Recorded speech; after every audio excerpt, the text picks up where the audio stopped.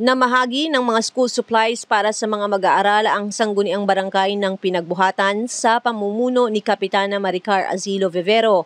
Ito ay isinagawa nitong Lunes sa Pinagbuhatan Elementary School. Layo ng taon-taong proyekto na mabawasan sa gastusin ang mga magulang ngayong nagbabalik eskwela na ang kanilang mga anak. Maliban sa mga gamit pang eskwela ay may libreng ice cream na ibinigay sa mga bata si Joey Vivero. Ayon sa kapitana, nasa tinatayang 20,000 estudyanteng pinagbuhatenyo ang makakatanggap ng school supplies. Ang nanggaganap po ngayong araw na ito ay ang pamamahagi po ng school supplies po na ibinibigay po namin taon-taon sa panahon pa ho ng ama ng pinagbuhatan, Konsehal Roding Asilo.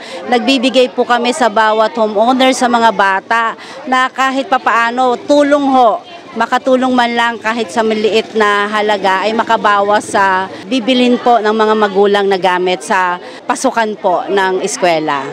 Mula grade 1 hanggang grade 6 at meron din po sa yung SK Council po natin nagbibigay rin sa council.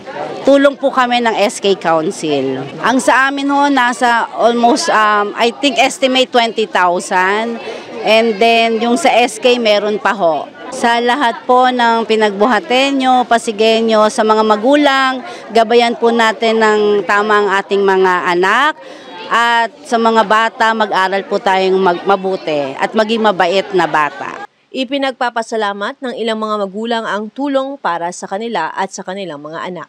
Isa ito po, apo ko po, grade 3. Napakaganda po, blessing po sa mga nanay at sa mga lola na wala pong mga pambili at malaking tulong po to para sa mga kananayan ng pinagbuhatan. Thank you po, Kapitana. Thank you, Barangay Pinagbuhatan sa mga ganitong proyekto. Salamat po. Malaking tulong po sa amin dahil ito po, nagbibigay po si Kapitana ng mga school supply.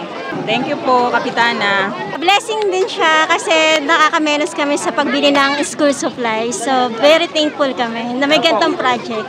Sabutihin namin, Kapitana. Maraming salamat po. Ako si Luan Peñano para sa latest ng iNews Pasig.